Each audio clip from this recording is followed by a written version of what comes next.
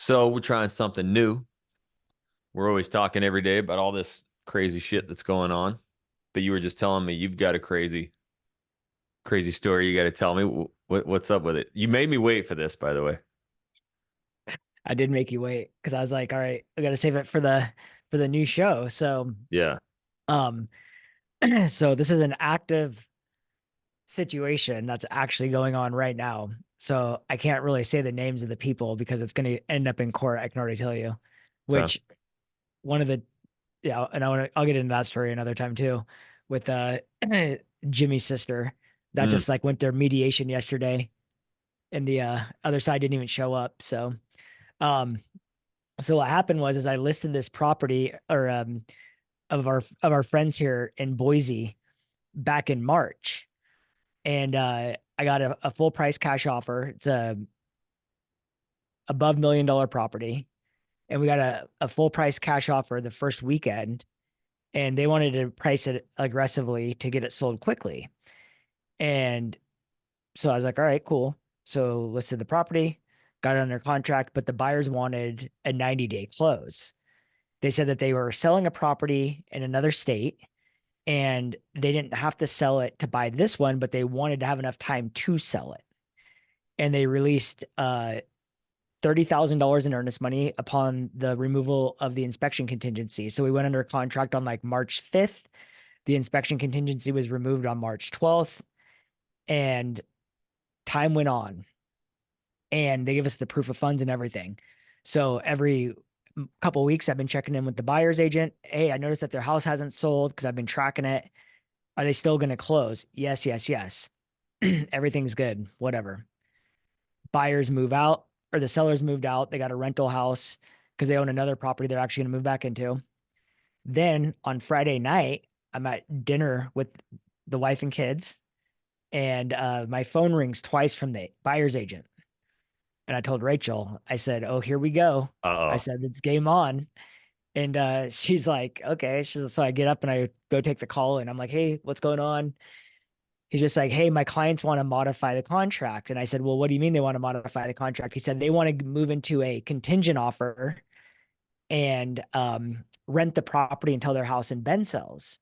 And I said, "Well, the whole idea of the way you guys wrote the contract was that they didn't need to sell to buy. And I've been following up with you guys every other week, and you guys have said that you're still closing on May 31st. So the way that we set the contract up was that if they sold their house in Ben, they had within 5 days to close on this property. And well, I gave away the city of where their house is located now. So if you guys are watching this, I'm sure someone can figure it out. Bend, Oregon is where they're selling. Yep. Uh, and I don't know those people. Yeah. Uh, and they want to move in and pay $2,000 a month in rent. And I'm like, in my own mind, at first they said PITI, but then they changed it to $2,000. So PITI was like 7K a month.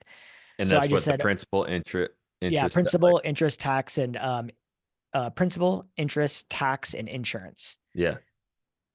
So I'm like, well, the sellers aren't going to be happy about that. They're not going to go for it. And are the buyers going to walk away from their 30K in earnest money if the sellers don't agree to this? And he didn't say anything. He just like didn't say a word. So then the weekend's moving along. I didn't have a chance to talk to the sellers. I ended up with this mouth infection. Yep.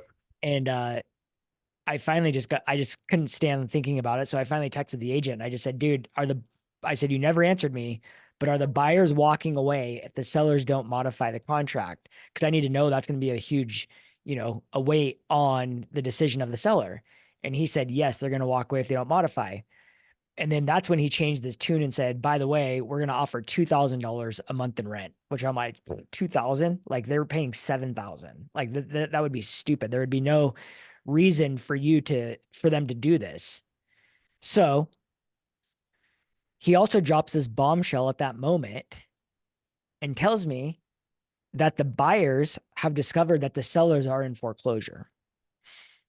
And I'm like, what are you talking about? I'm like, if maybe they pulled their last mortgage payment and that's like on this anticipation of this close, Right. and that's why maybe they kicked off the foreclosure process. I'm like, I have no idea. So the And so buyers are in foreclosure. no, the buyers tell us the sellers are in foreclosure. Okay. Yes. So I'm like, so I pull up the prelim, dude. I'm like going to work, and this is when I'm feeling like crap. and I can't find anything. And so I this is on Sunday. So on Monday, I call the title company, escrow, and this is the worst escrow officer I've ever worked with in my life. The whole time, so the buyers also wanted to change escrow, which makes me believe that they knew the escrow agent or the escrow officer. And she kept just telling me, I'm a neutral third party this whole time, neutral third party, whatever.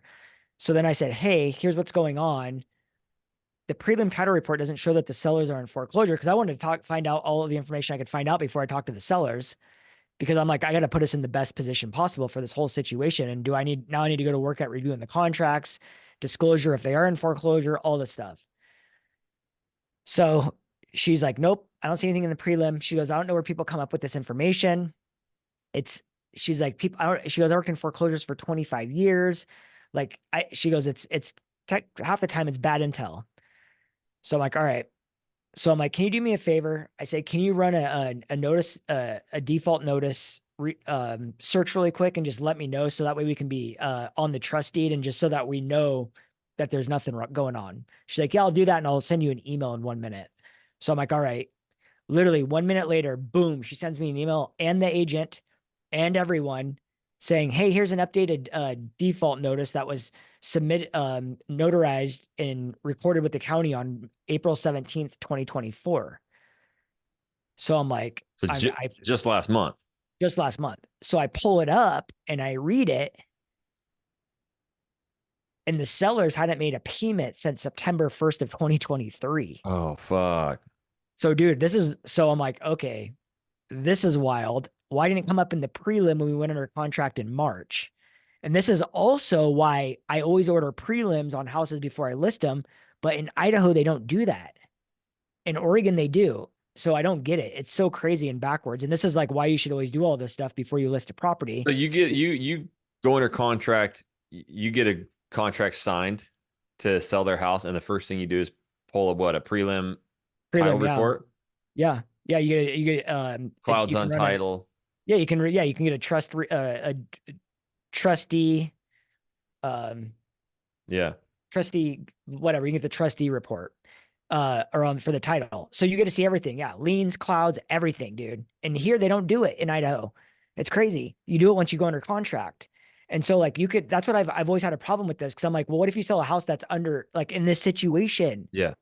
And then boom, it happens. Like this has been my biggest gripe. Cause in Oregon, like when people used to order prelims, all right, trios. Trios. So here they can do like pre-work stuff, but not that extensive. So anyways, I read it and I can't get too in depth on like what it said, but Yeah. they hadn't made a payment since September 2023. And so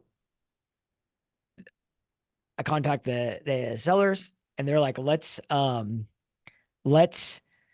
work with them on getting them into the house and we'll grant them their extension, all the stuff. Whatever. So, but they're like, we want PITI, we want $30,000 in earnest money released up front, 30,000 every quarter. I'm like, do you really want these people moving into your house? They're like, well, just, we're, blah, blah, blah, blah, blah. So I present that to the buyer's agent. And then their instant response was, we're terminating the deal and we want our $30,000 in earnest money back. And so I literally spent, after my little tooth procedure yesterday, I literally was on the call with the state, the IMLS, the broker, everyone for like 3 hours trying to figure this whole thing out. And, of course, everyone's like lawyer, lawyer, lawyer. You need a lawyer up, you need a lawyer up. So got a hold of the attorney and the attorney was just basically like the buyers have no leg to stand on. Like, here's the specific like laws. And that's like the one thing the IMLS said and the Idaho Association of Realtors that provide the contracts.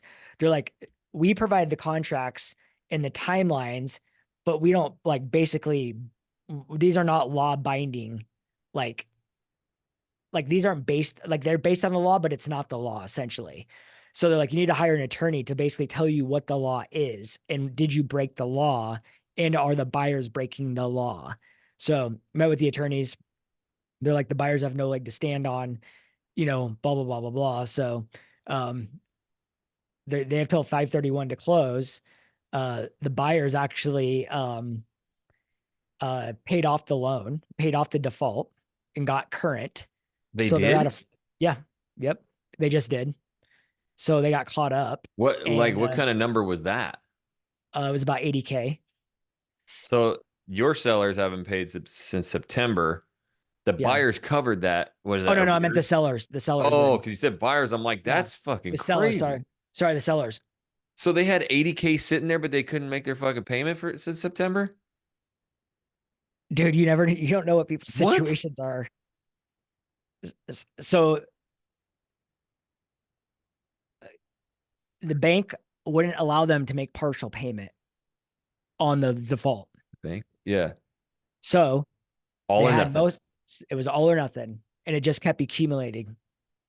So let's just say you fell 14,000 behind and you couldn't pay that 14, and then the next month, it just keeps racking up, racking Right. up, racking up until you actually go into default. Will they let you change the payment? So that obviously they just went into default in mid-April, and that's when they were started to like would have allowed them to start making partial payment essentially. Okay. So yeah, And you've bought flips before that kind of get into this situation. Like, so can yeah. someone do a minimum payment and then now is it still in So here's what I default? found out through this whole process is that basically from the date that that default notice is signed, you have the clock starts ticking. You have 120 days until the bank can sell the property. So what you typically see in the foreclosure world is like you're like this is taking forever. So the minute that they like go into, miss with the conventional loan, it's about 4 months of missed payments is what I learned. 4 months of missed payments. Then the clock, you're basically just waiting for that default notice to get notarized by the county and recorded. And then from the minute that that happens, it's another 4 months, 120 days. So, like in this situation, it would have been an 11-month process. Unless they like in the middle of that like 120 days, they did something to like prolong it again, which is typically what these like people in foreclosure typically do. They're very weaselly. I'm not saying that these sellers were weaselly. I now had a lot of conversation. It's a very unfortunate circumstance, What's the but first thing that they say when you're like, hey, you haven't made a payment since September? What do they say?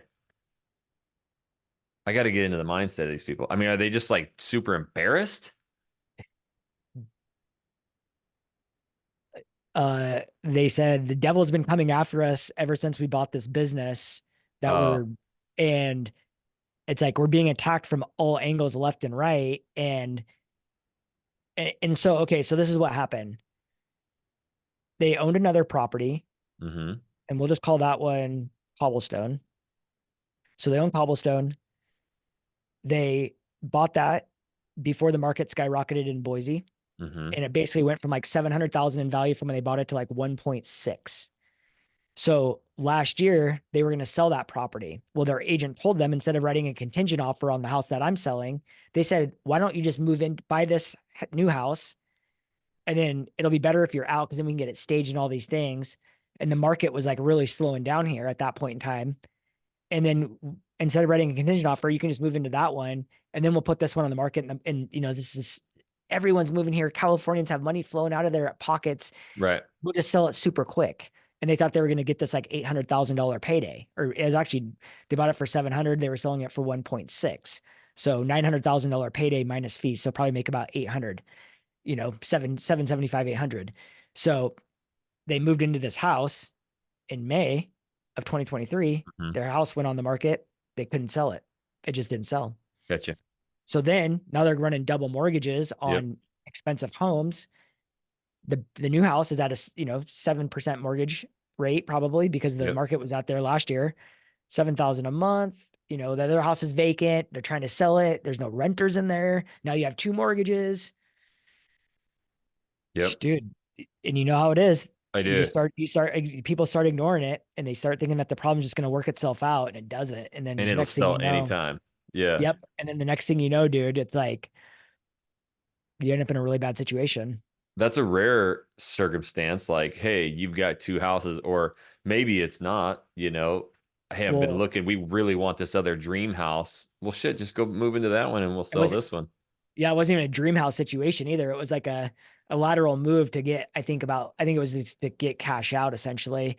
And you know what's really sad, dude, is like, and I think we're gonna start seeing this more and more. And this is like even with the team. I keep telling them, I'm like, make sure you guys are pulling prelims.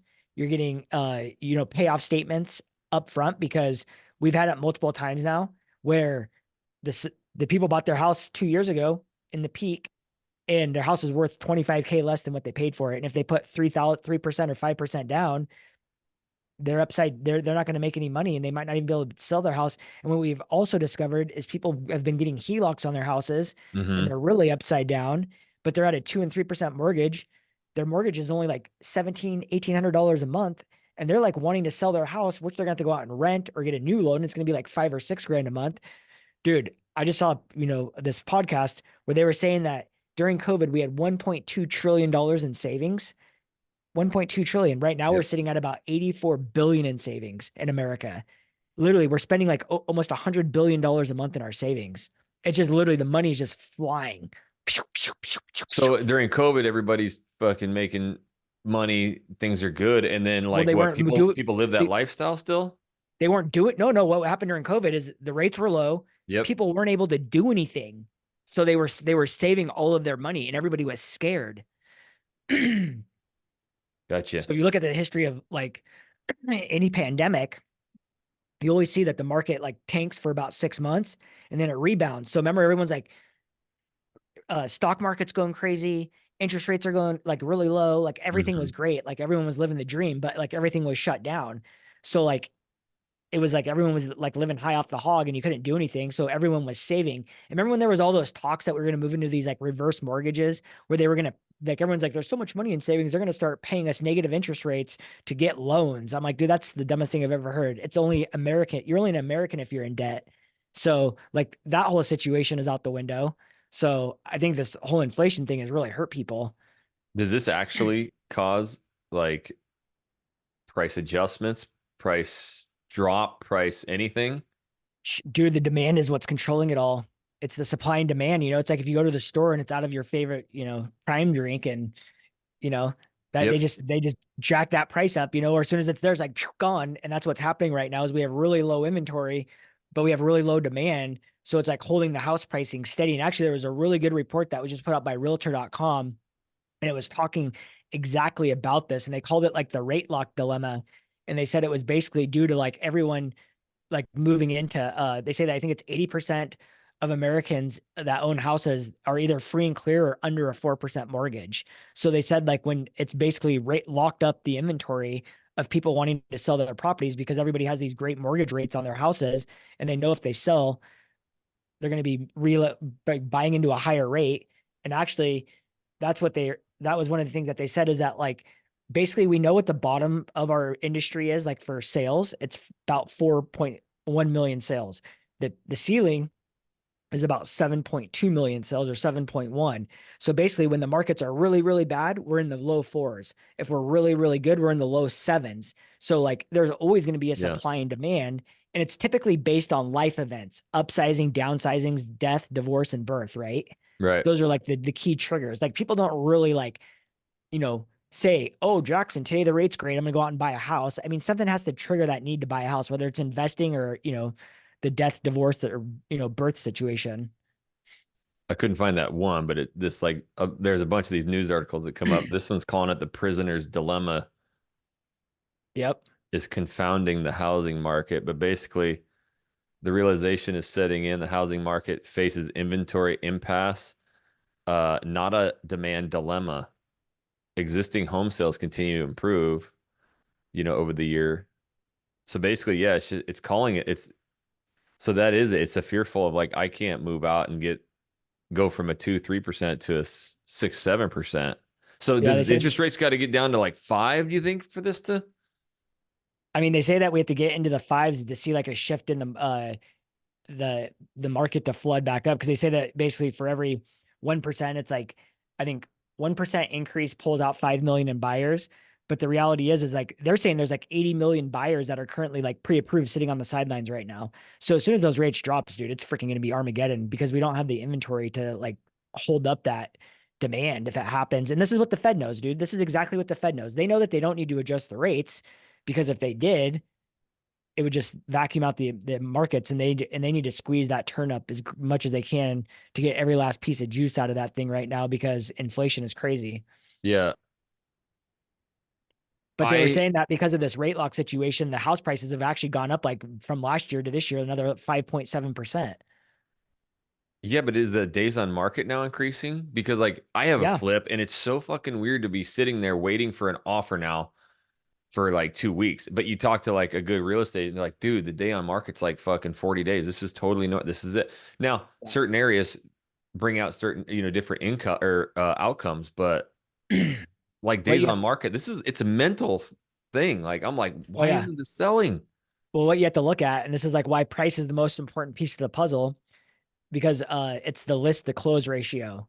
So if it's still like on the pricing and then also days on market. So if you're looking at it like the average days on market to pending, and then like say the pending is 38 days and then the list to close is 99%.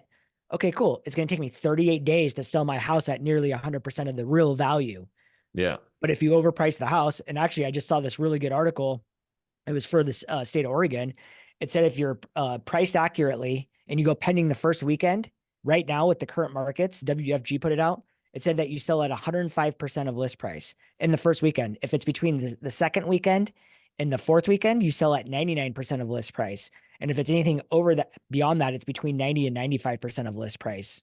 Can you control that? Like, can Oh, other than other 100%. than other than like stupid low price, but what is it? Well, that's what you have to do. You have to price right out of the gate.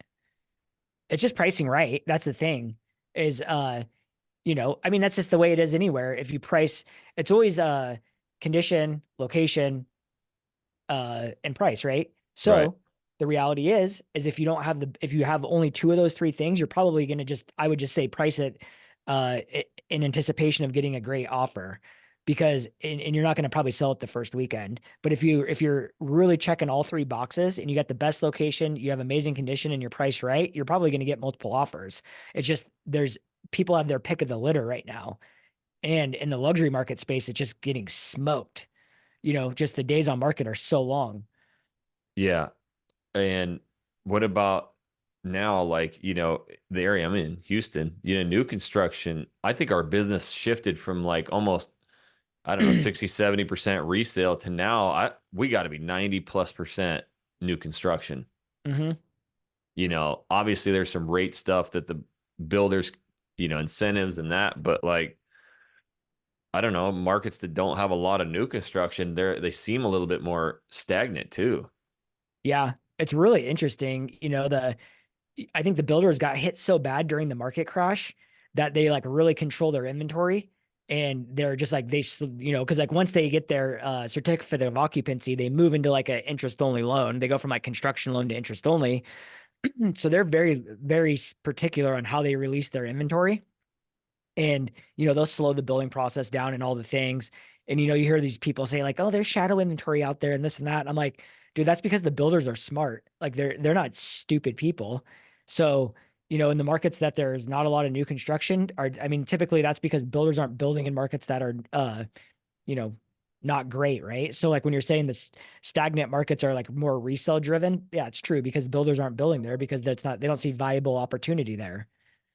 There's not like a big influx in people or jobs being produced. I mean, look at the cities that are thriving and booming like crazy with tons of new construction. There typically is a lot of business being built there too.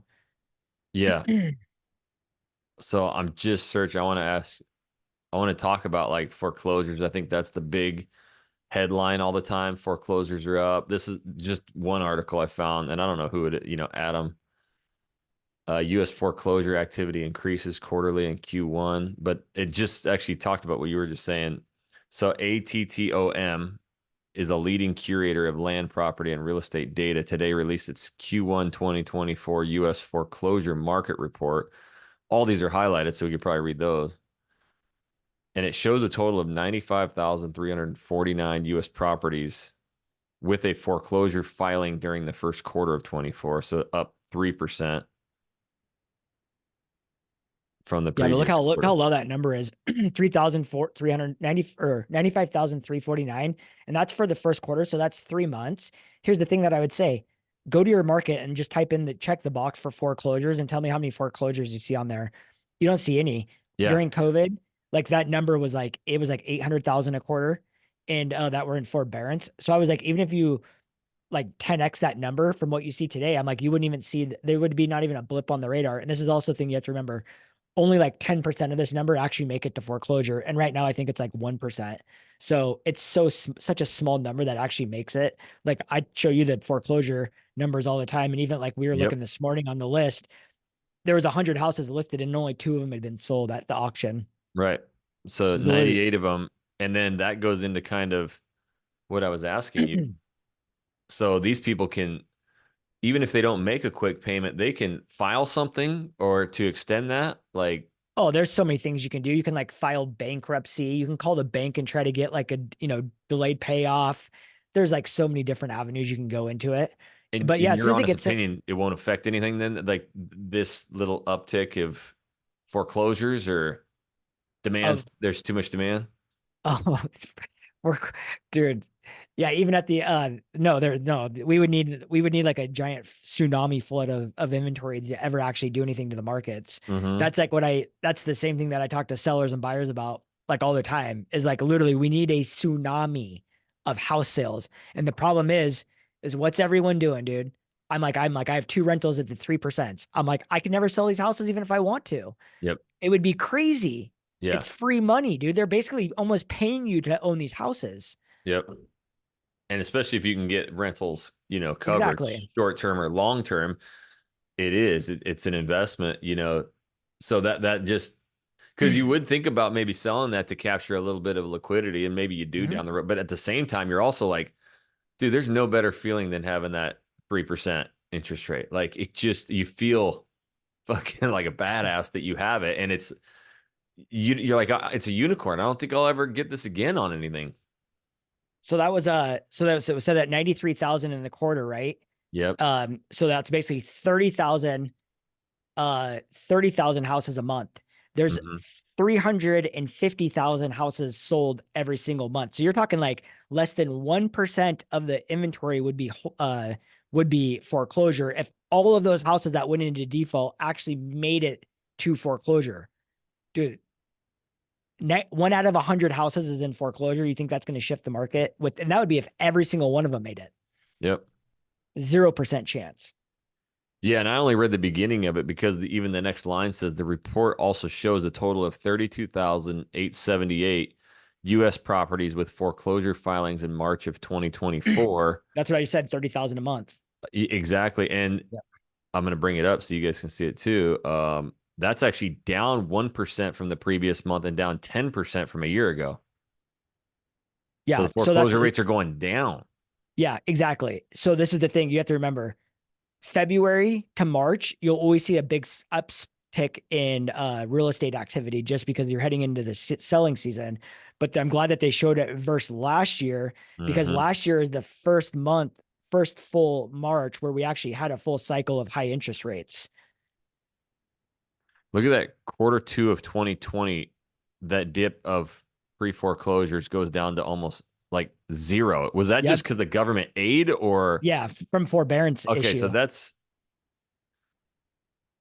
I mean, there's no real median mean here, but like, okay, quarter two of 2009, quarter four of 2008 was our peak since 2005. So the past 20 years. And that was, yeah, almost 600,000 right in '08.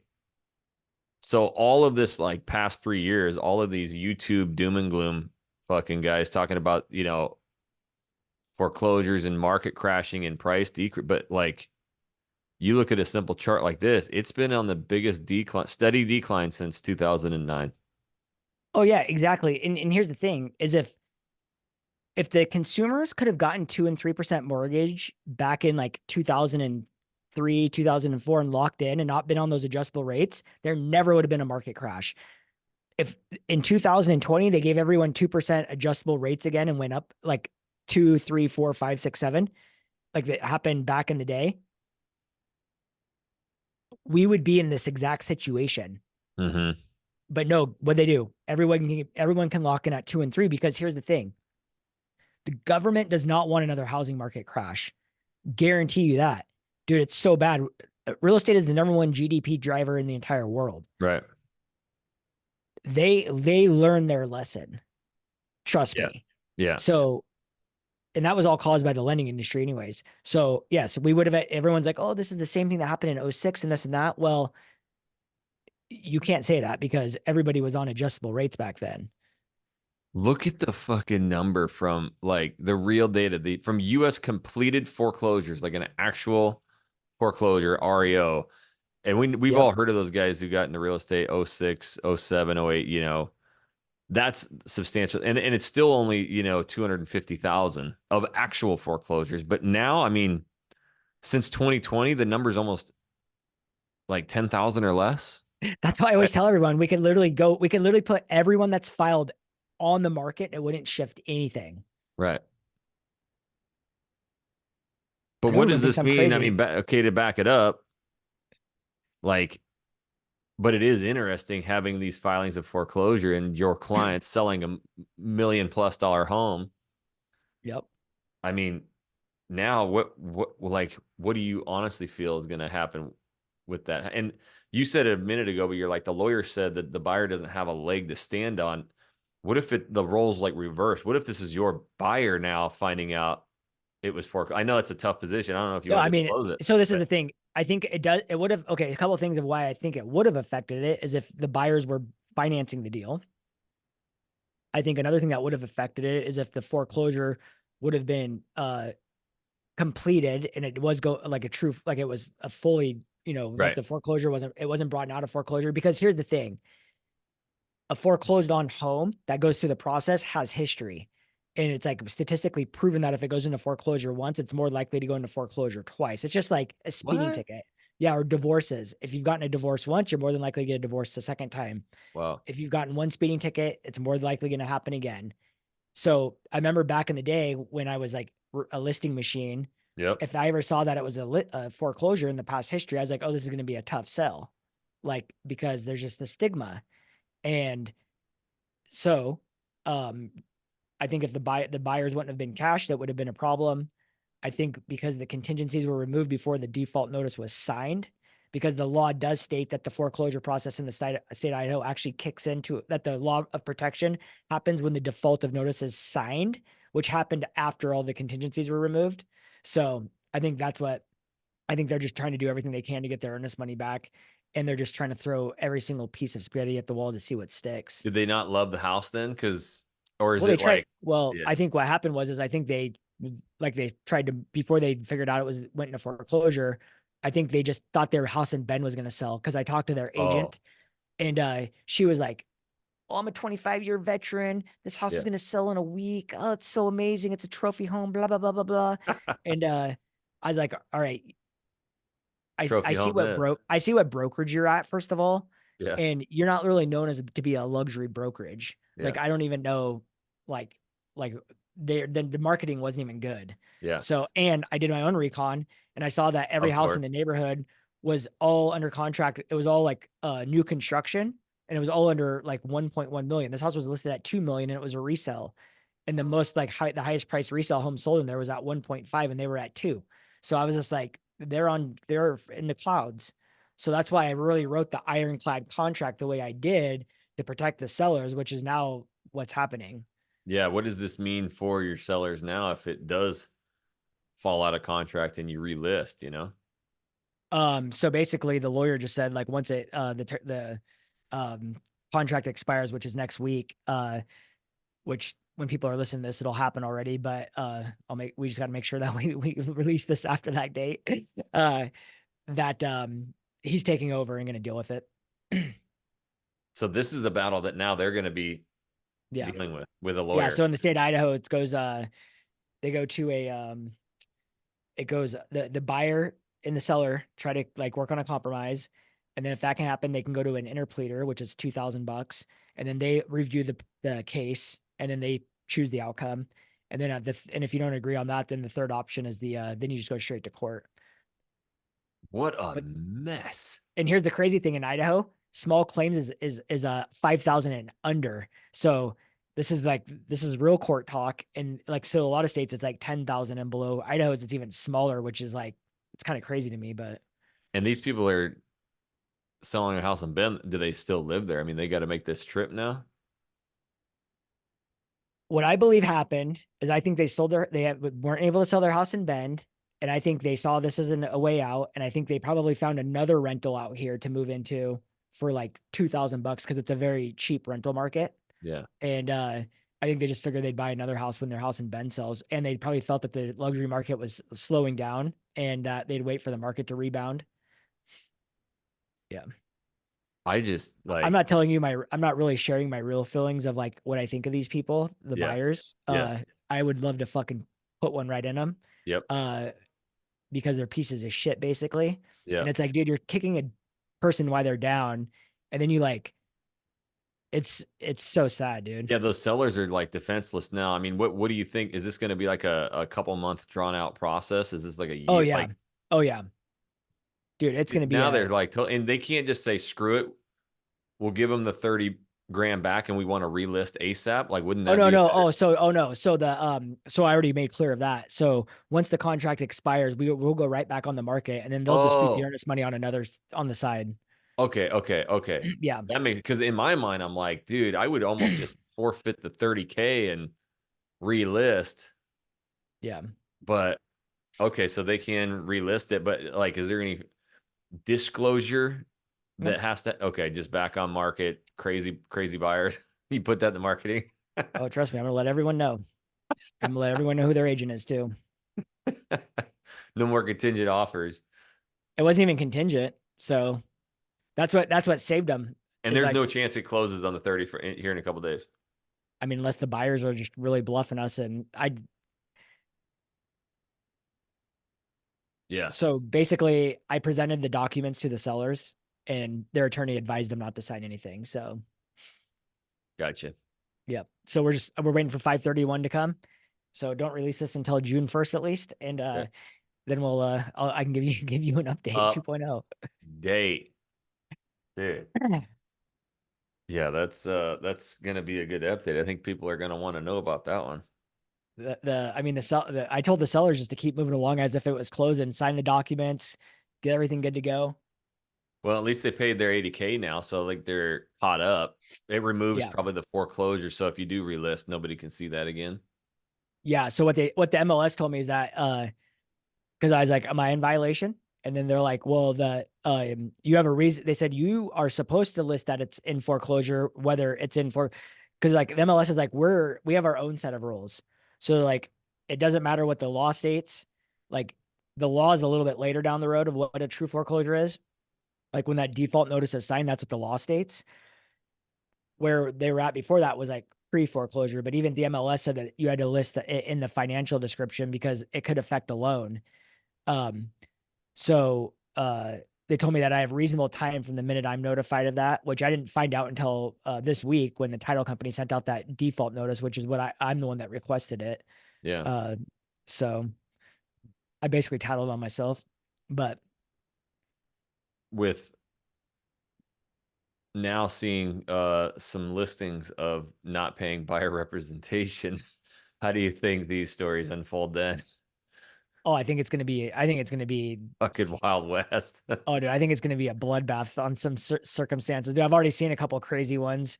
I saw Yes. one where the buyer's agent told the client that the sellers were no longer paying commissions and that she needed to sign the contract that she would pay the buyer's agent 2.5 or three. I think it was 2.5. And then so when the closing statement came out, it said that the listing agent was paying the buyer's agent 2.5, and the buyer's agent was being compensated 2.5 from the buyer also. So she was getting five total. Oh And then boy. the buyer was reading the debit and credit closing statement and was just like, why is my agent getting paid double dipping? And I'm like, I freaking knew it, dude. I knew this was gonna happen. And And they didn't disclose, hey, the sellers are already paying my commission. They just double dipped it. not up front. No, they said it was going away. So the agent came out and said the agent said it was a mistake, that it was like a miscommunication, and that she was preparing the buyer for when that happened, even though she still submitted it. I was like, Man, and uh-huh. yeah, and you think of a buyer getting into a situation now where they want to back out, like, and they don't have an agent who can make these calls or like, dude, there's There's gonna a be some blown up deals. Dude, there's this guy that I follow on Instagram. I think I sent it to you. The guy that talks about buyers calling him to represent the buyers calling him on his listings. And he's like, yeah, go ahead and write an offer on my listing. I'm gonna take you to school. I'm gonna tear you up and down on negotiations. And he's like, 70% of all of his deals where the buyers call him to represent them or represent themselves, like fall out of contract. And he said that they never make the timelines, they never know how to write the contracts.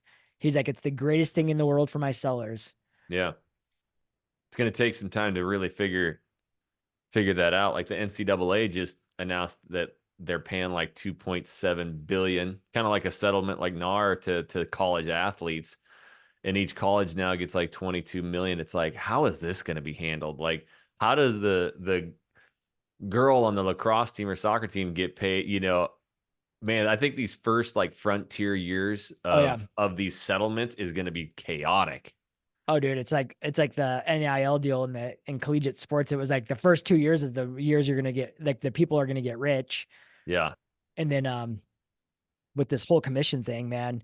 I mean, there's a lot of there. I'm seeing like some super cheesy stuff out there already with like buying broker agent companies and like work with me for free. So you read the contract and it's like if you buy the house on the first showing or the buy the first, we'll do one showing for free, but you have to sign our contract. And if you buy that one house, then we won't charge you a commission. But then if you like buy a house after that, you got to pay us X commissions. Dude, it's so stupid. And What goes into I that think brainstorm sesh? I don't get it. I can only imagine that these people are probably the same ones that created NFTs. Yeah. What was it called? The what club where they sold those tokens? What was it called? The like Muck Club or Yeah. I the don't, Yacht Club, whatever, something Yacht Club, yeah. where those Yeah. NFTs were like 50 to 100,000 a piece. Hmm. Yeah. For anything. Yeah. I think this first, yeah. And I think the marketing aspect of it, like how shifty can a real estate agent get in their marketing to like play off of the no commission thing, but back it and then back end them somehow, some way or whatever, Bored Ape Yacht Club. which is, I know you got to get going. I think it leads into my I got a little bit more time, dude. okay. You got it. I mean, I have one that I don't, we can't get into it now. It's way too big. So next week I'm going to play off of that NAR settlement, and I got a few other things, some questions I want to ask you on it. You want to ask me about expired listing? Okay. Oh Got you yeah. going. Yeah, we got 30. You got time for this. Your Yeah. first expired listing. Yep. Yeah. What do you want to Guess know about what, it? Jackson? I'm like, what? Just had my first expired listing. Say what? It's crazy, dude. I was really pissed off about that. I realized that that Yamhill house, remember that one old dilapidated Yamhill house that I never sold? That one I Yes. pulled off the market and obviously it ended up going expired because I never sold it. But that was like a withdrawn thing through COVID. So that was like my true first expired listing. But this is like the first expired listing that I had where I was actually actively marketing it. And the seller, like this is we did multiple deals with this client. And I listed the house last year to start, and I told him it was worth I actually went back because I always do like Loom presentations after my meetings or before, and I always send them like, hey, here's the market activity, here's the pricing, here's where we're at. So like that's like what I do to like preset their mind for pricing. And I on there I said that the house was worth I told them to list it at 1.250. And so when I took the call with them, he said he really wanted to list it at 1.475, which was crazy. And we ended up listing it. So I always tell him, hey, you're the boss. I'm the consultant. You can list it wherever you want as long as we're like on the same page. And so he listed it at 1.375 last year. And he listed it way too late. And so we went on the market for 60 days, didn't sell. He ended up dropping it to like 1.350 and or no, so yeah, 132,350, then the 1.325. Then we relisted this year at like 1.275 and then 1.25. And actually I asked him for the listing contract through September 1st. And he said no, he would only give me till April 30th. He's like, I'm gonna give you 60 days and then we're gonna make a decision. And so we went back on the market at like wherever, like Yep. 125. And I was like, the neighbors are at 1.2, identical home, like better setup. Like we Yeah. better be at least 1.195. So we went on the market for 1 week again at 1.250. And then literally the next week he calls me, we need to drop the price to 1.195 or something like that. So we dropped the price and then we got an offer at 1.150 and he wouldn't even counter offer them. And like it was like a barely a budge of a counter. And the buyers walked away. And then after 3 weeks, he called me and said, hey, can you go back to those buyers and see if they'll accept? Of course they're gone. And they said no. So then he's like, all right, drop the price again. Sit. I'm getting calls. It's like a very difficult situation where they won't let buyers in the property. They like want them all to be stacked up to come on the weekends. So if people can't come and see the property right away, they either think it's a rental or some unique situation. So as we were heading into I actually ended up getting two more offers, but like they were lowball offers. Oh, Yeah. that's funny. Look at those balloons. Look at the balloon. Um, two more offers. That's the AI thing I think on Zoom. I got two more offers, and then I had some people circling, and then a couple of them wanted to come back for second showings, and it was like my last weekend of the listing, and I knew it was coming up because I'd been in conversations with them, like, hey, what are you guys gonna do? And they're like, we don't really know. Do, do, do, do, do. Right. And actually, one of the offers that we got was contingent on a visual inspection before they wrote the offer. And they want to do an inspection first. So they actually identified a bunch of problems with the house. And so we knew that there were some problems. One was the deck, and then one was some foundational work. And it was probably going to be about 50K to get it all fixed. And so I was like, what are you guys going to do? Are you guys going to get this deck fixed? Because it was just like an eyesore. It literally just like turned bright green from last year to this year from all the growth on it. Yeah. And you're talking like a $1.2 million house. Anyways, they kept saying like, we don't know what we're gonna do. We'll let you know on Sunday. And I told Heather, I'm like, oh, we're done. They're gonna hire someone else. And so actually I had a couple of second showings, like trying to get back in the property, and they wouldn't let anyone in. They like kept delaying everyone. So like I kept calling them the anti-sales crew. And I was working against my own, ally. Right. And I finally told him, I'm like, you guys, I have 1 weekend left to sell this house. You have to work with me here. Like, I need to get these people in here, all the things. And, two of them just walked away. And so then on Sunday night, they sent me a message saying that they were to withdraw the listing and they were going to be moving to a new agent. I said, that's great, but please don't adjust the price. Like you guys, I told you, because I kept telling them like, we're too high, we're too high. It's because they were trying to chase the market down at that point in time. And I said, please don't just move to a new agent and just dump the price like I've been telling you. Yeah. And dude, they literally had the house relisted on Wednesday. They listed at 50K below. So they went from like 1.1, Mm-hmm. or they were at 1 point, I can't remember where they were, but anyways, they went 50K lower. And now that was at 1.2. They went to 1.150. And now I just saw that they just dropped the price again to 1.1. And like Damn. literally, they're just literally rewarding this other agent with all these reductions now, dude. And so now they get the fear factor because they've already went through all the months of pain to where now it's like fire sale. That's what I used to deal with in the expired world, dude. Is like I would always take over the listings. I'd have them list it way lower than where their agent was at. And it's almost like they have to, they like think it's the agent. So they're like, Yeah. I'm going to try a new agent first.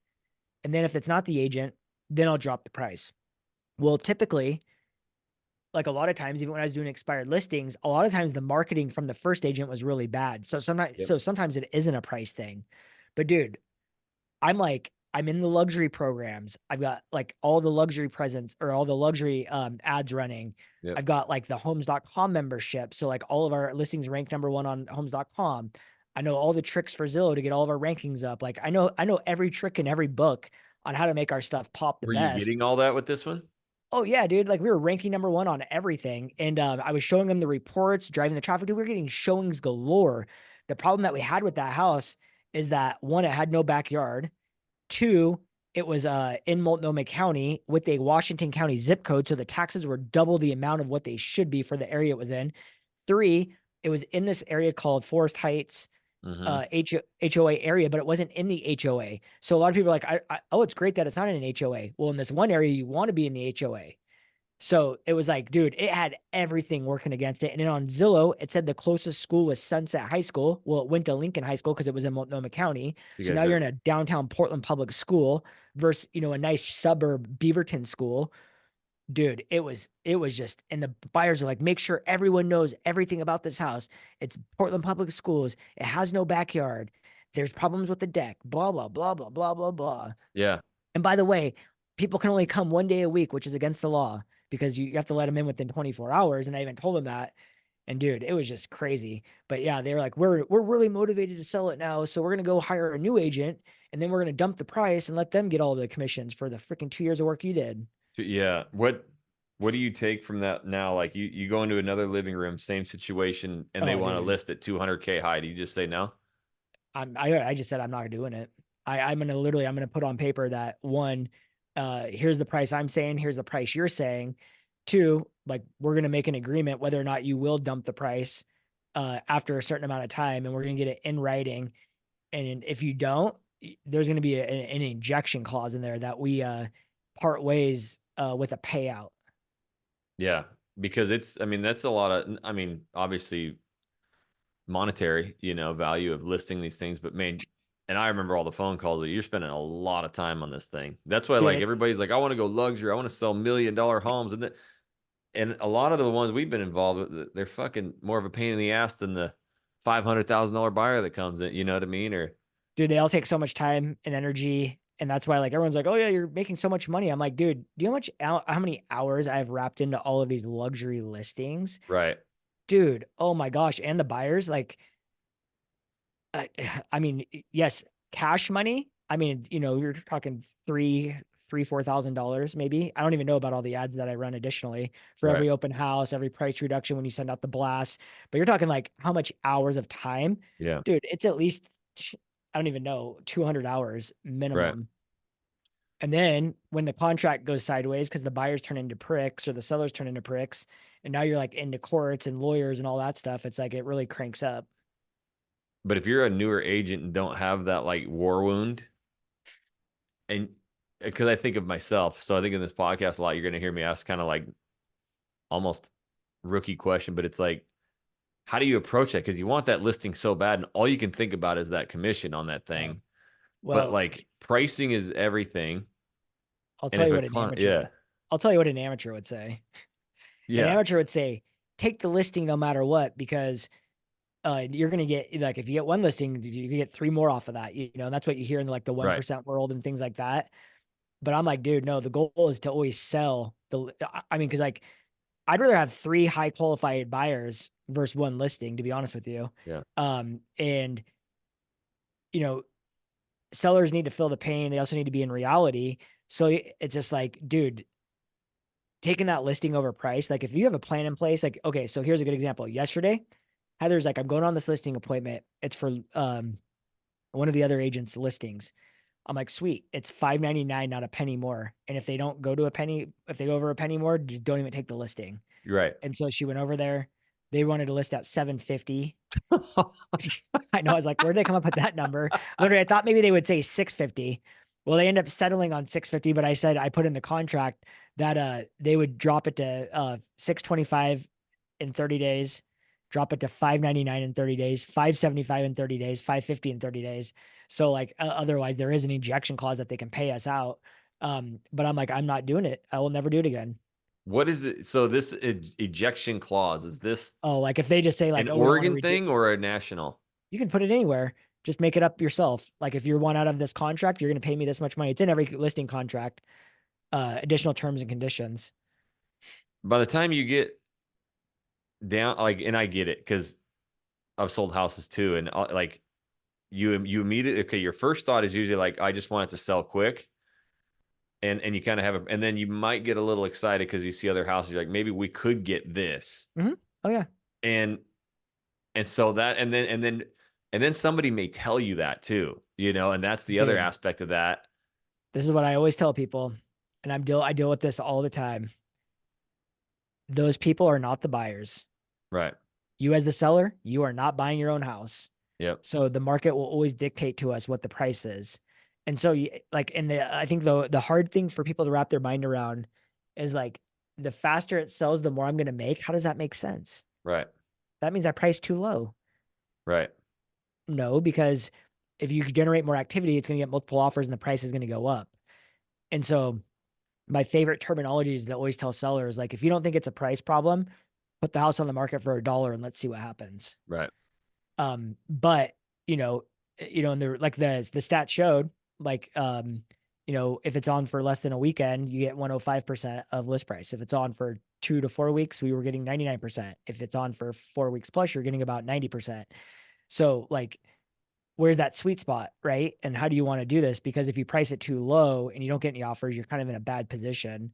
So that's why I'm always like, you're better off just pricing in the markets like this at fair market value, knowing it could take time, and then doing everything that you can. This is like when sellers are like, oh, I can go to this other agent and they'll do it for 1%. I said, what do you think your house is really worth? And what do you think it's going to sell for? And they Right. like, this is like a negotiation school, but like when you're negotiating a listing contract and you're talking about price, they're like, they always think it's worth like whatever the Zestimate is, or like one price, like, oh, I know my house is worth 600. Okay, your house is worth 600 as long as, and then say that's the top of the market. If every single thing is done right and you have the best agent working for you that knows how to like get you that number. So you better have like staging, great pictures, uh, you know, an agent that knows what they're doing. They have great communication skills. Like the list goes on, but you know, the low end of that spectrum might be 550. And obviously when you're selling it, dude, this is money, dude. This is money, thousands of dollars. Right. Like, How? Oh, go ahead. Finish. I was gonna say, are you literally worried about saving 1% on a $500,000 house? You're literally talking to me about $5,000 when I can, the range is between 550 and six. Right. Literally, that's 10% swing.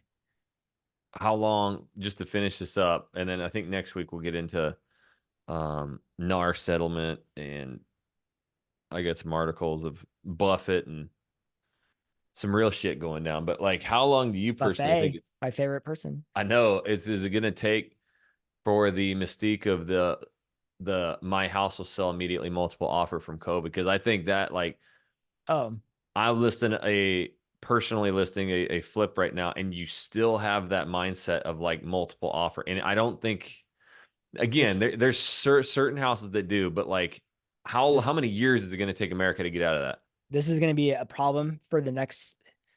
Okay, the biggest problem, and you haven't even felt the real problem.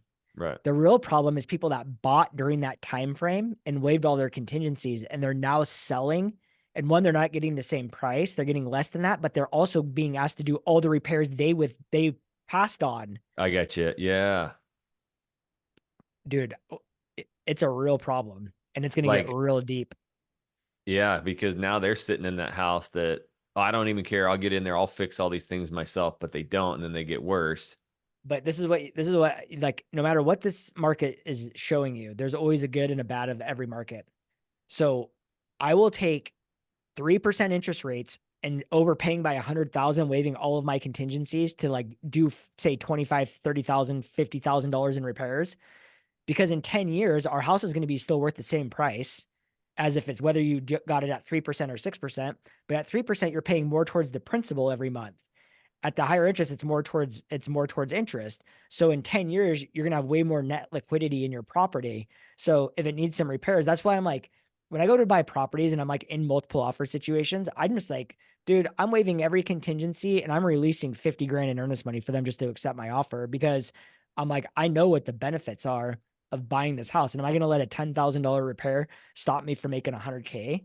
Like Right. that's dumb. Right. So I just don't think that people banked on these, like they thought everybody was high on the horse then, right? Yeah. Like life was great, money was flowing, they were handing out stimmies, dude. Yep. Like this is gonna go on forever. Gotta love a Well, steamy. one day, dude, the rug gets freaking pulled out, and now we're like sitting in this situation. Dude, we're seeing it every day. I was telling you about I'm like, get the prelims, get the payoffs, like make sure that you're like, did this buyer when they bought this house, did they waive their uh we're doing an assumption sale right now, which I don't even think you know about this, or maybe I told you. Dude, the agent just called me today. Our clients bought this house 2 years ago and it was a VA loan. And she's telling me now that the roof needs to be completely redone. This was a VA loan. The roof is completely toast and the sewer line's broken. I'm like, did we What? wait? I go, did they not do a sewer scope when they bought this house? Like, what's going on? And so I'm just like, and they, dude, it's just like, Yeah, I thought to get a VA loan, they do like the craziest inspections of all time. dude, they did on when we helped them buy a house, they do decommission the oil tank. They had to add a radon mitigation system to it. They had to add a hot water heater. They had to redo a bunch of electrical in the house, and there's still all these problems. Dang. I'm just like, I won't even tell you who the agent was because I'm sure you could figure it out if you put about two seconds of thought into it. And that was the same agent that had my expired listing when they bought it. And that's why there's all these problems with that house as well. It's not the main agent. It was one of the Yep. goons that used to work for us. Little crannies. Exactly. So I'm just like, all right, now I'm planning cleanup out there on that. And it's just, man, it's just gonna, I don't know. I don't think it's gonna be a market like crasher, like for what it was is gonna come, but it's like it's rearing its head right, ugly little head right now, and I'm seeing it everywhere. Well, and we're in May, so this should be like we're coming up on peak. Are we seeing another peak right now, or is it not Oh, as I think because rates dropped last week and it's like going into summer, I think the market last week got super hot really quick. did it? And oh yeah, I think because rates popped down below in the sixes for like for a week. Yeah. I know that sounds really weird, but we were up in like, dude, even on the house that I'm buying right now, it was like 8.25 to 9. Holy shit, it was. I haven't been Yeah. following it. Yeah, I that was on a secondary, but I just locked in at 7.99. And you missed the six bubble then? Well, that's well, the mine's on a secondary, so it's a 1% higher. Oh, oh. Yeah. Yes, I get you. Yeah. So Okay. right, Yeah. so right when rates dropped down in the sixes, it gave everyone a bigger boost in their buying power. So I just saw rates. I saw people. It was like even on my Redfern listing, my own house, Yeah. like it sat on the market for a week, and literally right when the rates dropped, I got like tons of agents like were like calling asking, "Hey, have you got an offer yet? Have you got an offer?" Like I think all these people were just like waiting. Waiting. Yep, So interest rates at in the fives right now would cause a fucking frenzy again. dude. I would cancel every contract I have right now that's under contract on listings and put and say we're going back on the market. It would we would I This is what I tell buyers all the time. If that happens, you have about 60 days of really good buying season, and then it's going to turn into a bloodbath because it'll take about 60 days for everyone to get back in the market. Right. So, And and you see it happening. It happens right before your own eyes. yeah, that's interesting, man. Yep. And Well, it's the yeah, same that goes hopefully the other way too. You got to watch that Cromford report because and WFG has a Cromford report now too. they did. That's Yep, they just released it. It's for all markets. I'll have to send you the link.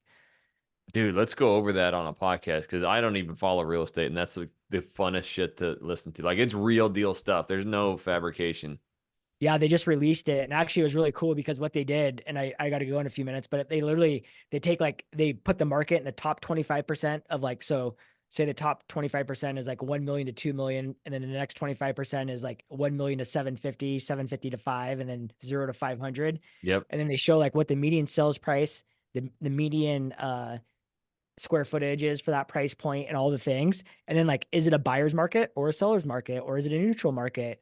And then what's the time on market? The Yep. list to sales ratio, dude.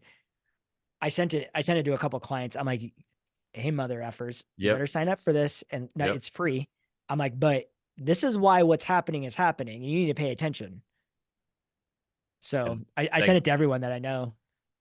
dude, we got to go over that report here soon. And I know, I think Arizona does a Cromford report or whatever, but Yeah.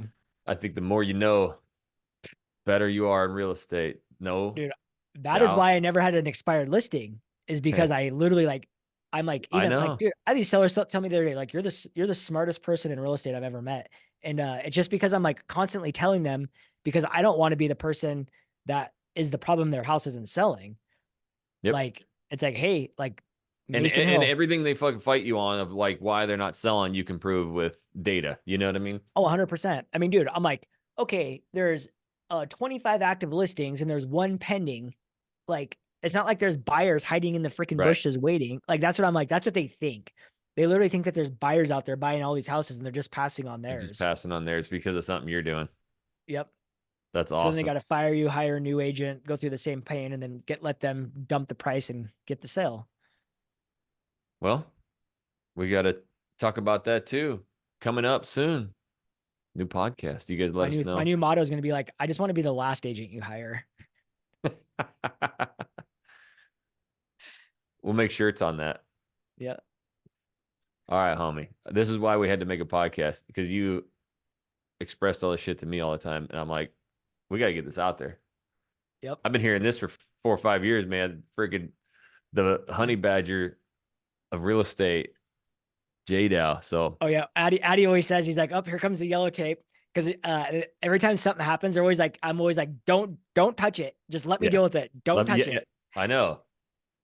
I've always had the benefit of just sending it to you. Be like, what do I do? All right, give it to me. I'm gonna fucking write you exact. Just copy paste this. It's funny. I'm like, I told that. It's funny when I told I do the same thing with like Heather too. But I'm like, I told Addie the other day, I'm like, dude, this situation is so bad. I need a full roll of yellow tape. That's what we should do. Anybody who's got a crazy, like the craziest, rarest deal, and it could fall out, break up.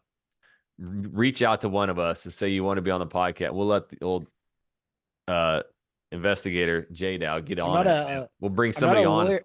I'm not a lawyer, but I do Yeah, feel that you I are. could easily tear these fools up. And not one of my clients has ever lost a suit. I'll say that. Yep. You guys let us know your crazy deal, and we'll stick J Dow on it. We'll do a podcast on it. There is a lady that has an Instagram account, the real estate attorney, and she's got a lot of crazy stories too. We should get her on. Yep, let's do it. We'll get everybody on. Real deal. All right, homies. Well, See we ya. got to run. We'll catch you next time.